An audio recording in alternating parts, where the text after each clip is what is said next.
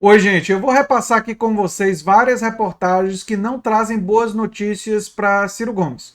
A primeira, do Estadão, traz os detalhes de que os deputados do PDT dizem não aceitar o que eles chamaram de ameaça, o que já mostra que a situação não ficou muito boa, né? De Ciro, e dizem que vão manter o apoio à PEC dos precatórios. A PEC dos precatórios, só para lembrar vocês, é aquela proposta de emenda constitucional que busca dar um calote em não pagar dívidas que o Estado tem para viabilizar o Auxílio Brasil, codinome para a tentativa de fortalecer a candidatura do Bolsonaro no ano que vem, já que o Bolsonaro quer mudar o marketing do Bolsa Família, que é muito identificado com Lula, para Auxílio Brasil, uma proposta que ele tenta colar a sua imagem para tentar viabilizar ou fortalecer a campanha dele, Bolsonaro, para a reeleição no ano que vem.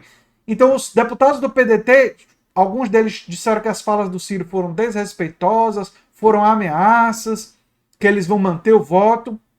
Olha, e se eles mantiverem o voto na PEC dos precatórios depois do Ciro, o Ciro sai mais enfraquecido desse episódio. E se não bastasse isso, o líder do PDT disse que não foi contatado por Ciro Gomes e colocou seu cargo à disposição. Nós estamos falando de Volney Queiroz. Ele afirmou que, em mensagem enviada à bancada, que não teve nenhum contato com Ciro Gomes para falar sobre a PEC dos precatórios. E ele vai além. Ele explica, o Volney, que a PEC estava sendo amplamente discutida, não é? Amplamente discutida na imprensa, em vários espaços, era uma coisa que estava sendo discutida e que Ciro Gomes em nenhum momento mostrou uma preocupação de orientar um voto contra a PEC, nem conversou com eles. Ora, isso daí depõe contra Ciro Gomes e contra o PDT. Como é que o principal nome do partido, o candidato à presidência, não está em diálogo com a bancada do partido sobre uma PEC de tamanha relevância? Não é? É uma coisa, no mínimo, curiosa, estranha. É, eles teriam que estar, pelo menos, dialogando para poder construir algum tipo de consenso. E o líder do PDT disse que não conversou com Ciro Gomes sobre isso. Ele diz aqui, ó, enfim, ele diz exatamente, a votação dessa PEC era assunto predominante nos noticiários, nas TVs e tal. A imprensa já anunciava que o PDT poderia votar por favor e não recebi nenhum telefonema, e-mail, mensagem, recado, nada, rigorosamente nenhuma orientação do Ciro Gomes. É isso que diz o Volney Queiroz. Olha, deu treta aí dentro do PDT, né? Deu bastante confusão.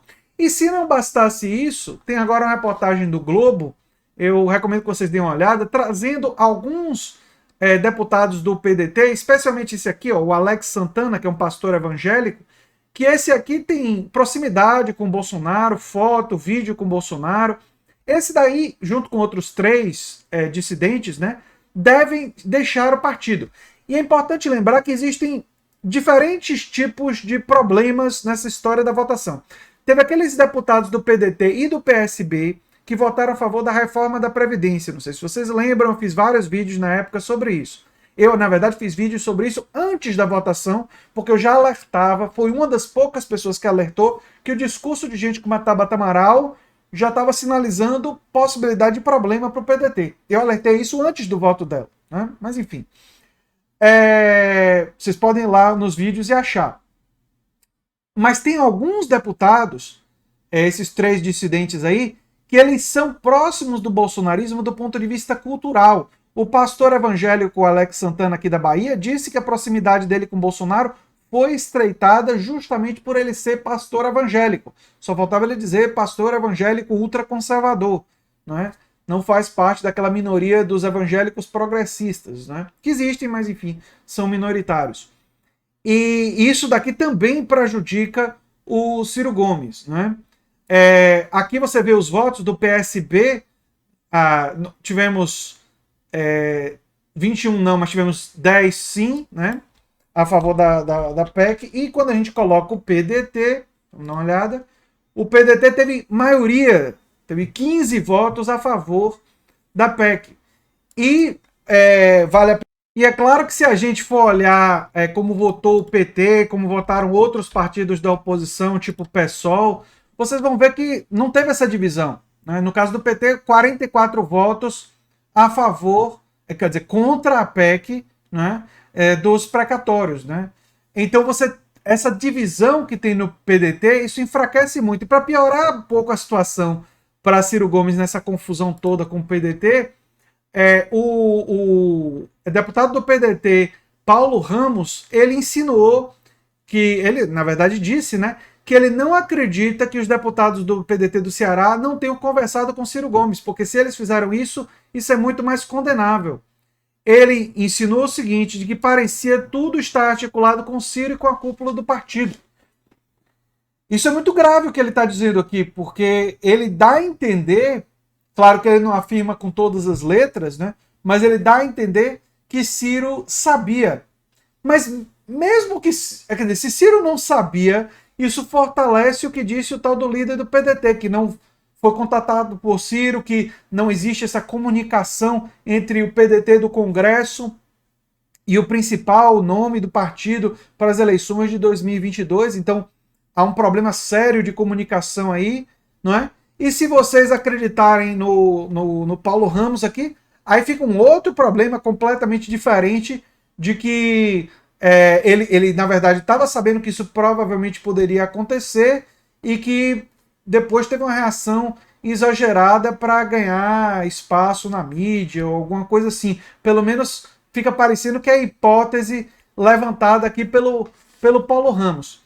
Agora, a conclusão que a gente pode chegar, e é uma conclusão que me parece que não é muito difícil de chegar, é que todo esse episódio enfraqueceu muito a candidatura de Ciro Gomes. Enfraqueceu porque mostra um problema de comunicação, de acordo entre ele e a bancada, não é? Uma bancada que não segue a mesma visão da dele e que não está em acordo, né?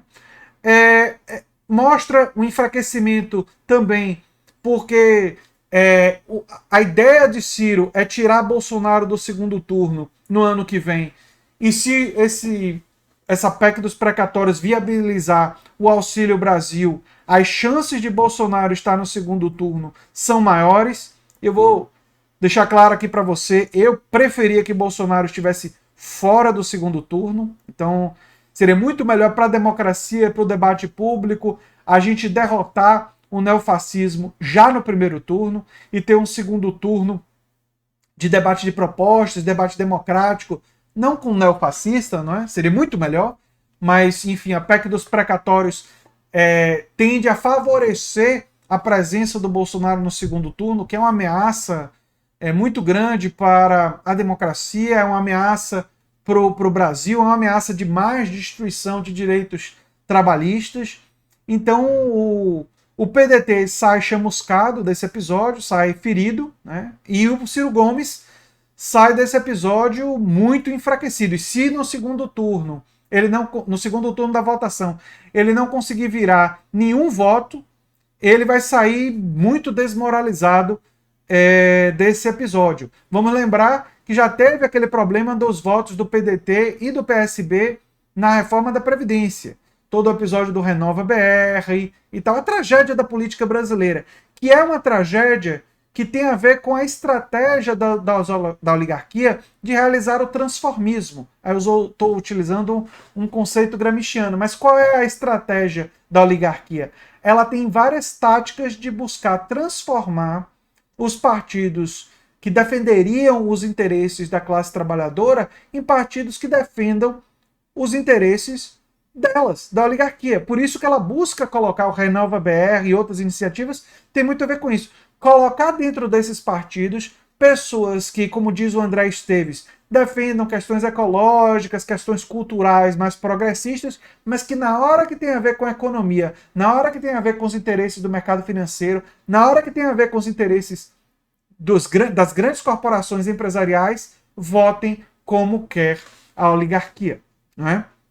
E é essa tragédia. E essa tragédia não é uma tragédia que atinge apenas o PDT ou atinge apenas o PSB. Atinge todos os grandes partidos. Quando no passado o PT colocou o Meirelles em posto-chave, o Joaquim Levy em posto-chave.